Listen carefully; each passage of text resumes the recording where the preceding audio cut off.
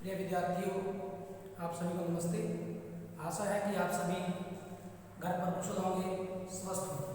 आज की इस वीडियो में आज हम महाभारत के जो प्रश्न अभ्यास है उसकी चर्चा करेंगे। इससे पहले वीडियो में हमने महाभारत के कुछ पाठ थे उनके बारे में चर्चा की थी। महाभारत कथा हो गई, देवव्रत के बारे में आपको बताया, भीष्म प्रतिज्ञा के बारे में आपको जानकारी दी गई, अम्ब और भीष्म व विदुर के बारे में आपको बताया गया। आज इनसे संबंधित जो प्रश्न अभ्यास है उसके बारे में आज हम चर्चा करने जा रहे हैं। आशा है कि आप इन्हें ध्यान से सुने। तो इसमें इस कड़ी में सबसे पहला जो प्रश्न हमारा जो बनता है उसमें है, महाभारत कथा किसकी देन है, किसने सबको महाभारत की कथा सुनाई। तो महाभारत महर्षि व्यास के कीर्तिमान पुत्र वेद व्यास की देन है। वेद व्यास ने यह कथा सबसे पहले अपने पुत्र सुखदेव को कंठस्थ कराई और फिर अन्य से अपने शिष्यों को। महर्षि वैशंपायन जी जो कि वेद व्यास के शिष्य थे, उन्होंने इस कथा को मानव जाति में प्रसार किया। महाराज परीक्षित के पुत्र जन्मेजय ने एक महान यज्ञ करवाया। उस यज्ञ में सूत जी भी उपस्थित थे। पौराणिक सूत जी ने इस कथा को सभी ऋषि मुनियों के सामने प्रस्तुत किया, उन सभी को इस कथा के बारे में बताया। तो आशा है कि यह प्रश्न आपने ध्यान से सुना होगा। फिर से एक बार दोहराते हैं, जो महाभारत की जो कथा है, महर्षि व्यास के कीर्तिमान पुत्र वेद व्यास ने इस कथा की रचना की और उन्होंने सबसे पहले इस कथा को अपने पुत्र सुखदेव को सुनाया और सुखदेव के बाद अन्य शिष्यों को। महर्षि वैशंपायन ने इस कथा को मानव जाति में प्रसार किया और हस्तिनापुर के जो राजा परीक्षित के पुत्र जन्मेजय ने अपने एक महान यज्ञ करवाया। उस यज्ञ में पौराणिक सूत जी भी उपस्थित थे और सूत जी ने यह इस कथा को अन्य ऋषियों के समक्ष प्रस्तुत किया, उनको सुनाया।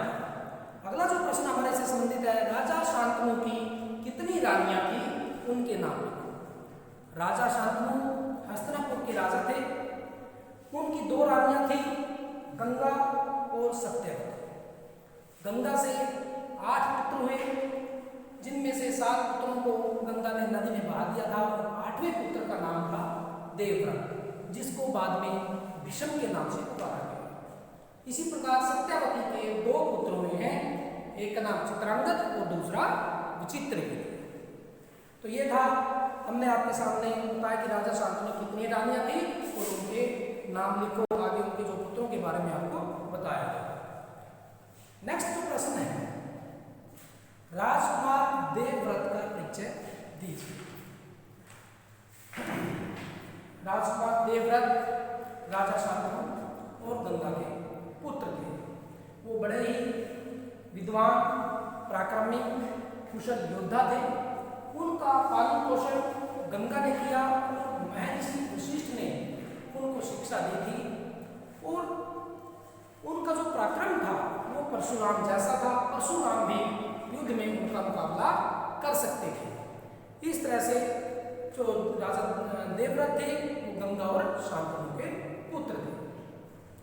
देवव्रत का नाम भीष्म क्यों पड़ा? देवव्रत का नाम भीष्म उनकी प्रतिज्ञा के कारण पड़ा। एक बार जब केवटराज के यहाँ देवव्रत सत्यवती अपने पिता के साथ विवाह करने के लिए गए तो केवटराज ने उनके सामने शर्त रखी थी। तो देवव्रत ने अपना जो सिंहासन है वो सत्यवती के पुत्रों के लिए त्याग दिया। जब केवटराज भी इस बात से प्रसन्न नहीं हुए तो उन्होंने आजीवन ब्रह्मचारी रहने का प्रण लिया, जिसके कारण इस दृढ़ प्रतिज्ञा के कारण ही देवव्रत का नाम भीष्म पड़ा। तो उसके बाद नेक्स्ट क्वेश्चन हमारा आता है, अंबा ने अपने दुख का कारण किसे माना और क्यों? अंबा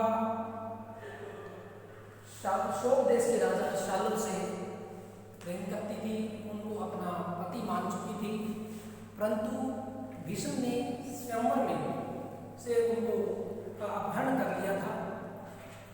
बाद में जब भीष्म ने उनके प्रेम के बारे में पता लगा तो अम्बा को कहा कि आप शाल्व राजा से विवाह कर सकती हैं, परंतु शाल्व ने अम्बा को प्राचीन वस्तु मानकर अपनाने से मना कर दिया।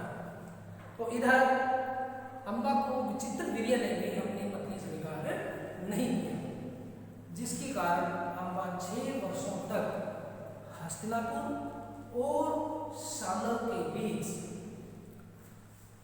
आती जाती रही, संघर्ष करती रही, परंतु किसी ने भी उनको सही रास्ता नहीं दिखाया। और इस दुर्दशा का कारण अम्बा ने भीष्म को माना। उसने सोचा कि जो भीष्म है वो ही उनकी दुर्दशा का कारण है। नेक्स्ट जो प्रश्न आता है हमारा, शिखंडी कौन था, वह भीष्म की मृत्यु का कारण कैसे हुआ। जब अम्बा को ना तो भीष्म ने स्वीकार किया, ना विचित्र वीर्य ने, और न ही शाल्व ने। अम्बा की इस दुर्गति के कारण वह बहुत ही परेशान हुई और उसने भीष्म से अपना बदला लेने का निश्चय किया। तब अम्बा ने घोर तपस्या की और अपना रूप बदल लिया और वह शिखंडी के रूप में उसने दोबारा जन्म लिया। इस बात का भीष्म को भी पता था। जब कुरुक्षेत्र में महाभारत का युद्ध हुआ तो उस समय शिखंडी अर्जुन के रथ पर उपस्थित हुए और जब भीष्म ने अर्जुन पर प्रहार किया तो शिखंडी उनके सामने आकर खड़ा हो गया, जिसके कारण भीष्म ने अर्जुन पर प्रहार नहीं किया। अर्जुन ने भीष्म पर प्रहार किया और अर्जुन के बाणों से भीष्म आहत हुए और उनको पराजय का सामना करना पड़ा। तो इस तरह से शिखंडी यानी जो अम्बा है वो भीष्म की मृत्यु का कारण बनी। नेक्स्ट जो हमारा प्रश्न आता है इसमें, विदुर कौन थे। विदुर धृतराष्ट्र की दासी अंबालिका के पुत्र थे। उनका नाम धर्मदेव था। वो बड़े कुशल, नीति निपुण, राजनीतिज्ञ थे। उनके गुणों से प्रभावित होकर ही भीष्म ने धृतराष्ट्र का प्रधानमंत्री में नियुक्त किया गया। वो नीति में पूरी तरह से निपुण थे और इसी कारण से उनको हस्तिनापुर का जो प्रधानमंत्री नियुक्त किया गया था। तो इस प्रकार से ये जो प्रश्न है हमारे जो पार्ट से जो निकल कर सामने आए हैं आपके सामने प्रस्तुत किए हैं। एक बार फिर से मैं इनको आपके सामने दोहराता हूँ। प्रथम जो प्रश्न है हमने आपको पहले बता चुके हैं। इसमें अगला जो प्रश्न था, राजा शांतनु की कितनी रानियाँ थी। राजा शांतनु की 2 रानियाँ थी, गंगा और सत्यवती। गंगा का जो एक ही पुत्र बाद में बचा था देवव्रत, और सत्यवती के 2 पुत्र हुए थे, चित्रांगद और विचित्र। राजकुमार देवव्रत का परिचय क्या था कि राजकुमार देवव्रत गंगा और शांतनु के पुत्र थे। गंगा ने उनका पालन पोषण किया। वह बड़े वीर योद्धा और कुशल थे और महर्षि वशिष्ठ ने उनको शिक्षा दीक्षा दी। अगला जो प्रश्न है हमारा, देवव्रत का नाम भीष्म क्यों पड़ा। उनकी भीष्म प्रतिज्ञा का उनका नाम भीष्म पड़ा था। देवव्रत जब केवटराज के पास अपने पिता के लिए सत्यवती को मांगने गए तो उन्होंने अपनी जो शर्तें रखी, अपना जो सिंहासन उन्होंने त्याग दिया था। और जब इस बात से भी केवटराज प्रसन्न नहीं हुए तो उन्होंने आजीवन ब्रह्मचारी रहने का संकल्प लिया था। इसी कारण उनका नाम देवव्रत से भीष्म पड़ा था। अम्बा ने अपने दुख का कारण किसे माना और क्यों। अम्बा ने अपने दुख का कारण भीष्म को माना था क्योंकि भीष्म ही अम्बा को स्वयंवर से उठाकर लेकर आए थे। बाद में शाल्व ने अपहरण वस्तु मानकर अम्बा को अपनी पत्नी मानने से अस्वीकार कर दिया था और चित्रवीर्य ने भी अम्बा को अपनी पत्नी इसी कारण अम्बा ने भीष्म को अपने दुख का कारण माना, क्योंकि उसे ना तो शालुदेव राजा ने बनाया और ना ही चित्रवीर्य ने। शिखंडी कौन था? वह भीष्म के मृत्यु का कारण कैसे? शिखंडी अम्बा का ही दूसरा रूप था। जब अम्बा की बहुत अधिक दुर्गति हो गई, वह बहुत अधिक परेशान हो गई, तो उसने भीष्म से बदला लेने के लिए घोर तपस्या की और शिखंडी का रूप धारण किया और महाभारत के युद्ध में वही शिखंडी बनकर अर्जुन के साथ रथ पर उपस्थित हुई।